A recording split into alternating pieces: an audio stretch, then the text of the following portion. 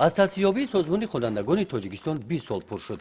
با این مناسبت نتیجه گیری از فعالیت سازمان طول این سالها در ناحیه واسع همایش دایر گردید. طبق نظامنامه از یانه سازمان خوانندگان کودکان از مؤسسه‌های تحصیلات میانه عمومی بوده تشکیل کار، اداره و نظارت فعالیت آن به ذمه مؤسسه تحصیلات علاوگی گذاشته شده است. وظیفه‌های اساسی سازمان تشکیل مدنیت، مناسبت‌های دموکراتی، حمایت حقوق و منفعت‌های کودکان در مکتب و جامعه، انکشاف ملکه‌های کودکان و شناسایی با ارزش‌های ملی عمومی بشری عبارت می‌باشند.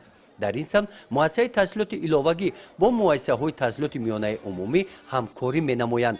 سازمان خوانندگان دارای پرچم میباشد. همایشی که در مؤسسه تحصیلات میانه عمومی رقم 22 گردید فعالیت سازمان را انعکاس نموده با بخش‌های گوناگون جالب و پرمضمون گذشت. سازمان خوانندگان در سمت بلند برداشتن ذوق بدیعی و هنری کودکان سهم ارزنده دارد. در این مؤسسه تعلیمی نورسانی که ذوق سرایندگی و رقاصی دارند نزد سازمان خوانندگان به محفل هنری جلب کرده شده برای صیقل دادن استعدادشان از جانب مؤسسه تحصیلات علاوگی شرایط‌های مساعد فراهم آورده شدند. بخشیده به 20 سالگی تأسیس یابی سازمان خوانندگان همین گونه همایش‌ها در دیگر مؤسسه‌های تحصیلات میانه عمومی ناحیه واسع دایر کرده شدند. گزارش خواجه نظریف خدای نظر ظهورов از ناحیه واسع برای برنامه اطلاعاتی نوید.